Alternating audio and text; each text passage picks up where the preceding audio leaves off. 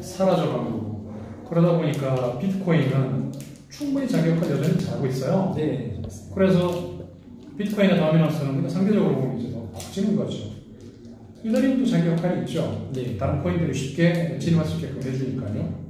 뭐 또 다른 메인에서 지향하고 있는 이런 코인들, 뭐 이오스가 됐건 아니면 그 뒤에 기계 같은 경우는 좀 예외인 것 같은데 라이트코인이 이런 것들은 좀 성향이 다르다고 보는데 그건 이제 비트코인의 아주작들이고 전체 거래소 시장에서 보면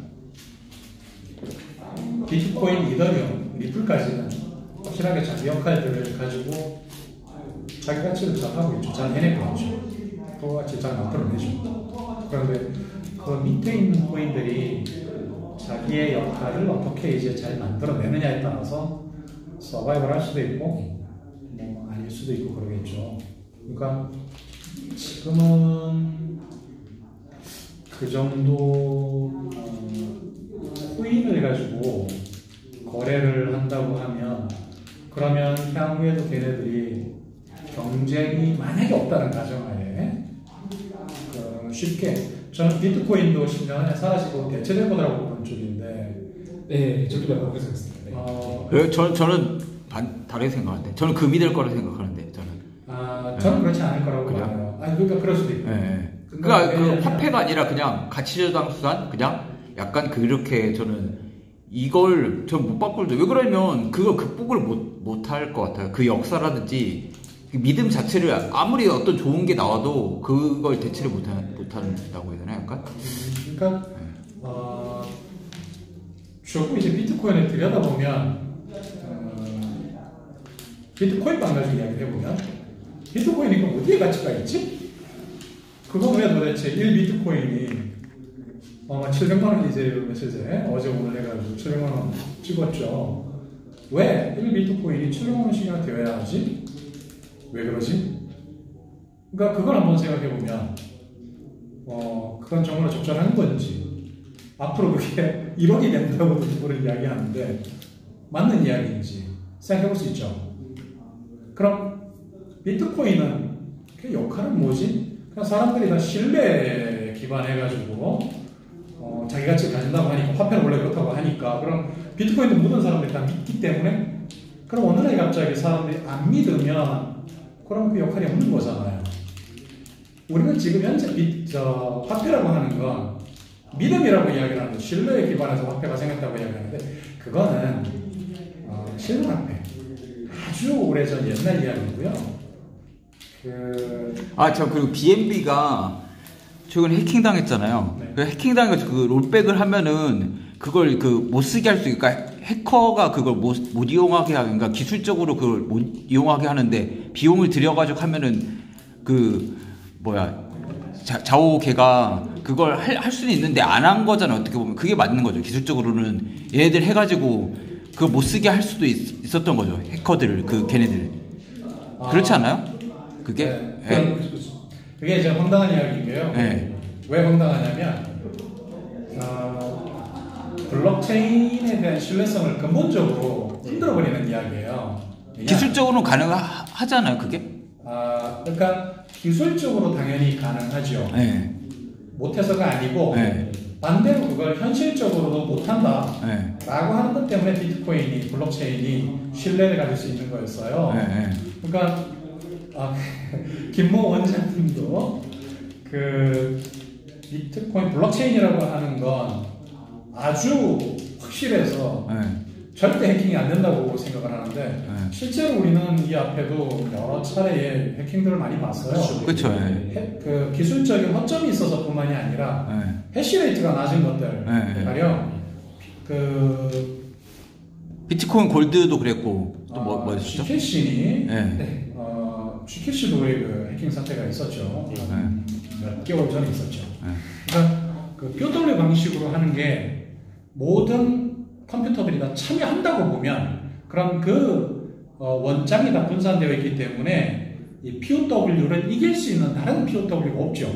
그러니까 해시레이트가 더 커서 51% 이상을 내가 이길 수 있는, 가져올 수 있는 이런 해시 파워를 내가 제공할 수 있어야 되는데 모두가 다 분산되어서 그 컴퓨팅 파워를 제공하기 때문에 POW 방식으로 우리가 원장을 컨펌을 할 때는 이걸 뒤집을 수 없다. 그게 우리가 POW 방식으로 컨펌할 때 컨센서스를 이룰 때의 장점이었거든요. 그래서 다른 POW 방식은 그러니까 비트코인의 해시파워가 가장 높죠. 해시레이트가 지금 현재 가장 높죠. 이더리움 그보다 작죠. 참여하는 해시파워가 컴퓨팅 파워들이 작죠. 그리고 그 밑에 있는 POW를 이용하는 G캐시 계열들도 보면 더 작아요. 그 얘기는 뭐 이상적인 경우긴 한데 우지한이 비트메인이 비트코인의 마이닝에 참여하고 있다가 전체 해시파워를 저 밑에 있는 가령 작은 코인의 그 POW로 잠깐 돌아서서 참여를 하는 거예요. 그러면서 자기가 적절하지 않은 부적절한 거래 기록을 만들고 삽입을 한 다음에 블락의 길이를 가장 길게 계속 컨펌을 해 나가면 그러면 거기에 참여했었던 그쪽에 그 마이닝에 참여했었던 다른 풀들도 따라올 수밖에 없죠. 그 전체 알고리즘이 이렇게 짜여 있으니까요. 그러면 잠깐 나의 그 거래를 부정 거래를 여기서 컨펌을 해놓고 블락의 길이를 가장 길게 만들고 내가 다시 빠져나오면 그럼 나는 잠깐 나의 해시파워를 돌려서 이쪽을 공격을 한 거죠. 그러고 나서 나는 그 코인의 상당 부분은 그냥 부정하게 획득을 할 수 있죠. 그건 POW 방식의 내재적인 한계죠. 근데 만약에 해커를 무력화시키기 위한 그건 선한 의도로 만약 한다고 해도 그 자체 나쁜 거라고 보세요? 그 이상을 깼기 때문에?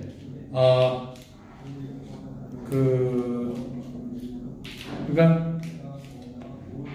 탈중앙화를 이루면서 모두가 신뢰할 수 있고 뒤집을 수 없고 이런 그 장점을 이미 집중화로 인해서 다 사라졌다고 하는 걸 스스로가 이야기를 해준 거예요. 그러니까 기술적으로 어떻게 하면 되는 거냐면 어제 이야기했던 그 레이 오가나이제이션이라고 하는 건 뭐냐면 가령 예를 들어서 지금 현재 한 몇만 비트코인의 경우 지금 20, 40, 60 지금 현재 한 60만 번째 우리 지금 지나가고 있죠. 20만 번째, 40만 번째, 60만 번째, 한 50만 개의 누적의 블락이 이제 생성이 되어졌을 텐데 그걸 50만 번째라고 지금 그냥 딱 예를 들죠. 그 해킹이 발생했었던, 그러니까 부정 거래가 발생하고 그 거래 기록이 기록된 블락의 번호가 비트코인에서 50만 번이라고 예를 들면 그러면 그 50만 번에 기록된 이 내용이 그대로 컨펌이 되어지면 그럼 그 해커는 7,000 비트코인을 그대로 가져가서 잡게 되죠. 그러니까 자오창공이 이야기한 건 50만 번째 블락부터를 없애버리고 기존에 있는 50만 번을 무시하고 49만 9,999번에 이어서 그 다음 블락을 현재 이 비트코인의 해시파워를 제공하는 각 풀들이 마이닝 풀들이 전부 다 50만 번째 블락을 우리 따로 만들자. 그러고 하루 동안에 진행되는 게 144개 블락이 계속 이제 대략 평균적으로 나오죠. 그 블락, 반나절만 따지면 한 70개 블락, 70개 블락 정도를 우리가 그 지나간 시간 동안 만회를 해줘야 되니까 우리가 여기에서부터 한 70개 블락을 따로 생성을 하고 이 블락을 생성하는 동안에 또 진행되었을 거니까 그보다 더 길게 우리가 계속 컨펌을 해 나가는 거예요. 그러면 이쪽에 원래 진행되어지던 이 블락의 체인들이 길이보다 해커가 자기 기록을 가지고 해킹한 그 기록을 기록해놓은 50만 번째 블락이 들어가 있는 그쪽 전체 블락의 길이보다 우리가 따로 모여서 새롭게 만들어낸 이 블락의 길이가 더 길어지면 그러면 얘보다 이쪽 블락이 우세하죠. 그럼 그 다음부터는 그냥 마이닝 풀에다가 어느 누구든 참여하게끔 그냥 오픈해 놓아도 이 블락이 계속 이어가서 기존에 있던 해킹되었던 이 블락들은 다 깨지게 되는 거죠. 그러니까 자오창공이 이야기한 건 자 우리 우지한도 들어오시고 많은 이 해시파워를 가지고 있는 데에서 참여해가지고 우리가 새로 블락을 만들어서 따로 그냥 가져가자 그러면 저쪽이 해커를 무력화시킬 수 있다. 그러나 우리는 하지 않기로 했다. 라고 했지 않습니까? 기술적으로는 이쪽 블락을 우리가 더 길게 만들 수 있다는 거죠. 그 이야기는 우리가 해시파워를 우리 마음대로 좌우해서 이 블락 길이를 우리가 원하는 대로 그냥 더 길게끔 만들 수 있다는 거죠. 그래서 보상을 해준다는 이야기는 뭐였냐면, 그러면 이 선의의 피해자들, 그러니까 해커가 자기가 훔쳐간 그 거래 기록이 있는 50만 번째 블락부터 그 뒤로 한 뭐 50개와 그 다음에 또 계속 진행되었었던 한 100개라 하죠. 이 100개의 마이닝에 참여했었던 이 마이너들은 선의의 피해자가 되는 거죠. 자기는 열심히 했고 실제로 마이닝이 되어서 블락이 생성되어졌다고 저는 알고 있는데 그러면 원래 지금 현재는 주어지는 게 12.5개씩이니까 블락 하나당 그 보상을 받았는데 이쪽이 의도적으로 모두가 다 이쪽으로 모여서 새로운 블록체인을 만들어내서 자기의 블락이 깨졌잖아요. 그래서 그 기존의 그러니까 해커가 해킹했었던 그 거래 기록이 있는 이 블록체인에 마이닝에 참여했었던 이쪽 그 마이너들한테는 우리가 보상을 해주겠다. 그리고 새롭게 만들어진 블록체인으로 계속 이어가겠다. 라고 하는 게 자우창펑이 서로 참여했었던, 서로 막 회의도 하고 협의했었던 그 일당들이 생각해낸 방법이었죠. 그게 바로 리오거니제이션이죠. 리오그를 가능하게끔 하는 거죠.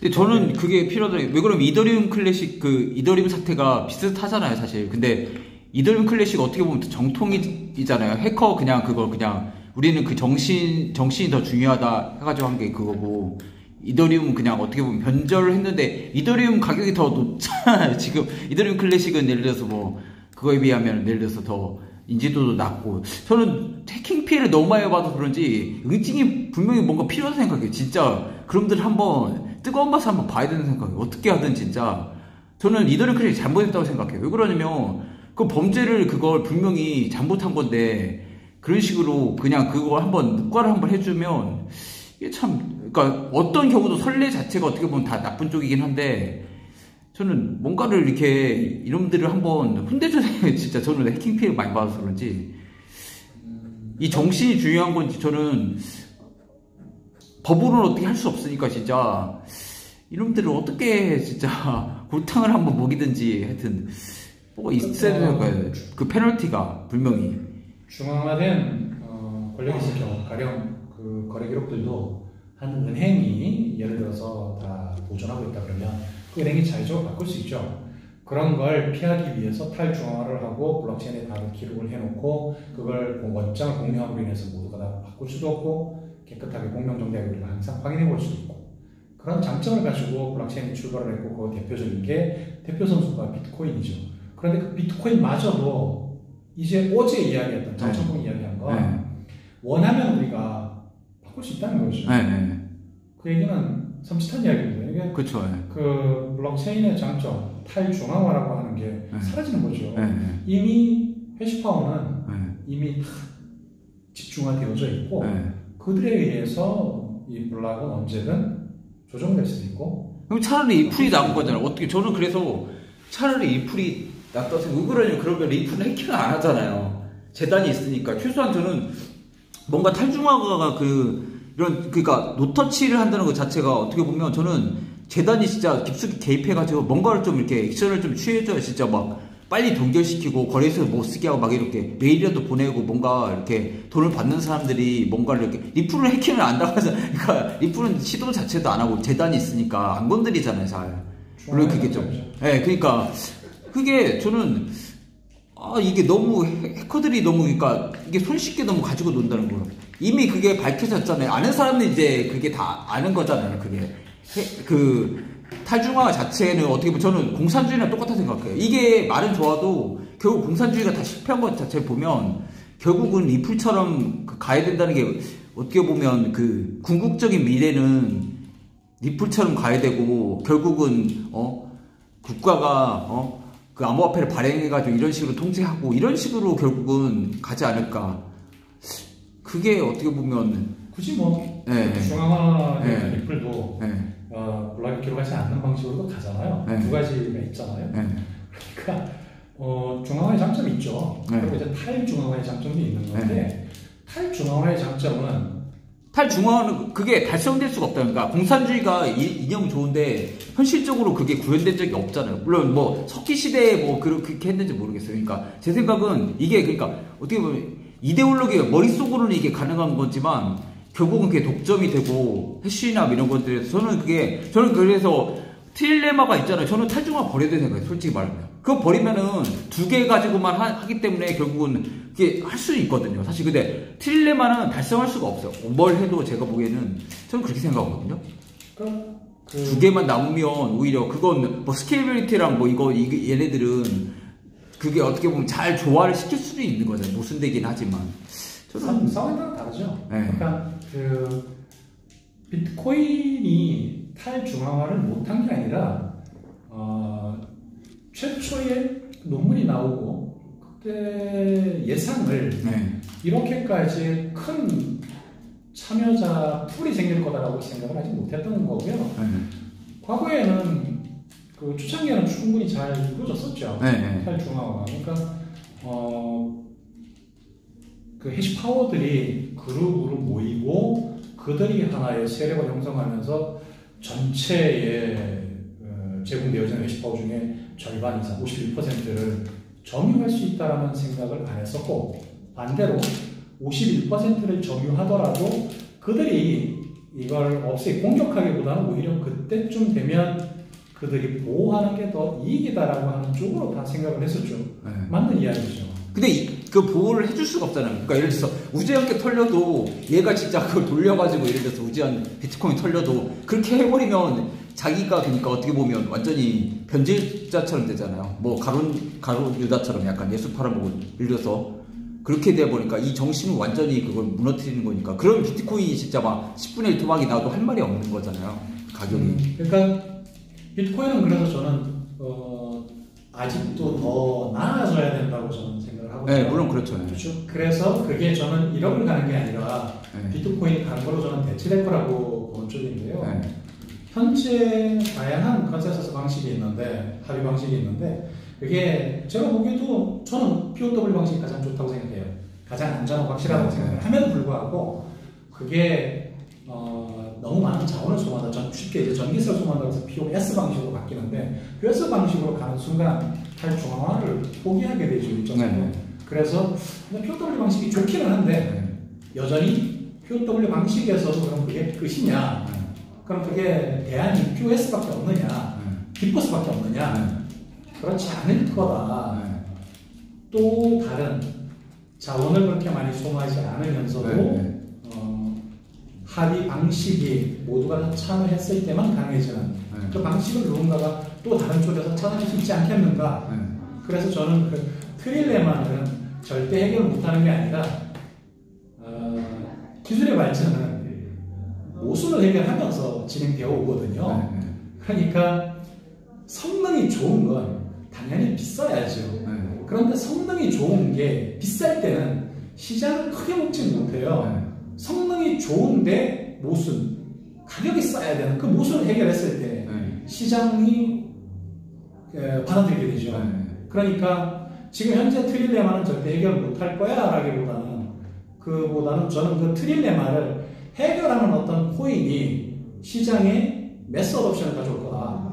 그렇게 보는 거예요. 그래서도 저는 비트코인이 앞으로 더 갈까? 현재는 저는 그 비트코인의 가치 유용성에 대해서 인정을 해요. 실제로 비트코인은 비싼 게 정상이에요. 그게 하는 역할을 보면. 그런데 향후에도 그러면 계속 자기 역할을 유지하고 커질 거냐? 그렇진 않을 것 같아요. 최대 현재 자기 역할이 비트코인이 사용되고 있는 것 국제송금에서 국가 간에 이제 돈을 보내고 받는 그럴 때 아주 명확하게 비트코인의 장점이 있거든요. 물론 이제 다른 코인도 있긴 하지만 그러면 전체 시장에서 보면 비트코인이 자기 역할을 정확하게 하면서 자기 가치를 가져가는 국제 송금 분야에서 작년 기준으로 IMF 월드뱅크죠. 거기서 발표한 자료에 보면 그 글로벌하고 하는 리서치에서 올해 초에 2월에 발표한 그 뉴스 기사를 보면 15.8%가 2018년 한 해 동안 국제 송금에서 암호화폐가 차지했었다고 해요. 쉽게 비트코인이 15.8% 차지했던 거예요. 그렇게 보면 전체 국가 간의 송금 그냥 쉽게 1000조 원이에요. 그 중에 15.8% 그냥 11%라고 하면 160조 원이 암호화폐로 오간 거죠. 비트코인으로 오간 거죠.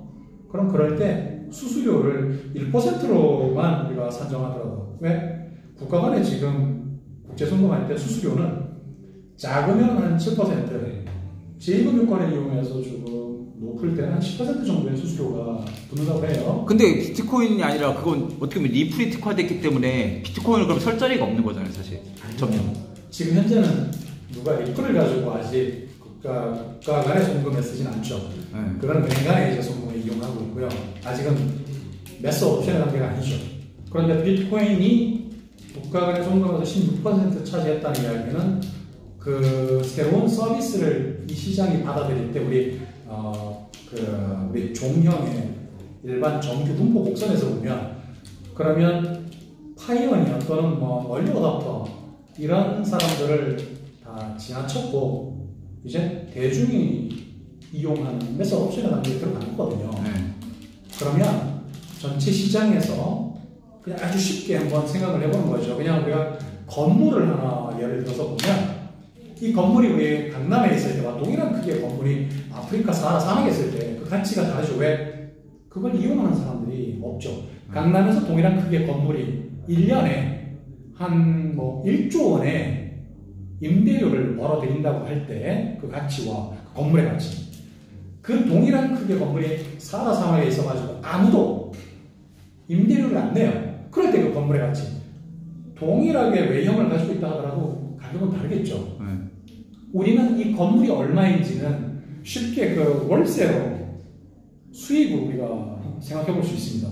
그게 우리가 주식을 산정할 때도 주식의 가치 산정할 때도 그렇게 하죠. 퍼로 따지기도 하고요. 그러면 비트코인이 1년 동안에 국가 간 송금에서 160조 원을 얘가 담당했어요. 그러면 쉽게 거기에다가 우리가 수수료를 1%만 붙인다고 보면 그러면 1조 원의 수수료를 만들어내는 서비스죠. 1조 원의 매출을 만들어내는 서비스면 얼마쯤 할까요? 얘는 건물 가격은 얼마쯤 할까요? 그러면 미래 가치를 반영해보고 이러면 그러면 대략 한 뭐 100조 원 정도의 가치가 있다. 뭐 이렇게 해볼 수 있겠죠. 쉽게 지금 우리 비트코인이 현재 비트코인의 가격 총량이 합산해보면 100조 원 좀 이제 넘죠. 넘어가죠. 저는 비슷한 수준을 가는 게 아닌가? 이런 생각을 해봐요. 앞으로 그러면 국가 간 송금에서 100% 만약에 비트코인이 다 차지한다고 하면 그러면 지금보다 한 적어도 7, 800까지도 올라갈 수도 있겠죠. 어렵긴 하겠지만 그런 상태까지 오려고 하면 아주 많은 시간이 투입해야 되니까 그렇게까지 어렵겠죠. 그래서 저는 지금 현재 상태에서의 가격보다 더 올라갈 여지가 충분히 있다라고 보죠. 그런데 그게 1억까지 갈 거냐? 그렇지는 않을 거다라고 저는 보는 쪽이고 자기 역할이, 자기 가치가 더 있어야 되는데 그게 잘 안 보여요. 그러면 비트코인이 엄청난 장점을 가지고 있는데 그게 끝이냐? 그러면 비트코인의 장점을 계승하고 또 다른 분야에서 훨씬 더 좋은 자기 역할을 가지고 갈 수 있는 부가가치를 생산해낼 수 있는 이런 코인이 나온다고 하면 그러면 비트코인의 아성은 넘어갈 수 있죠.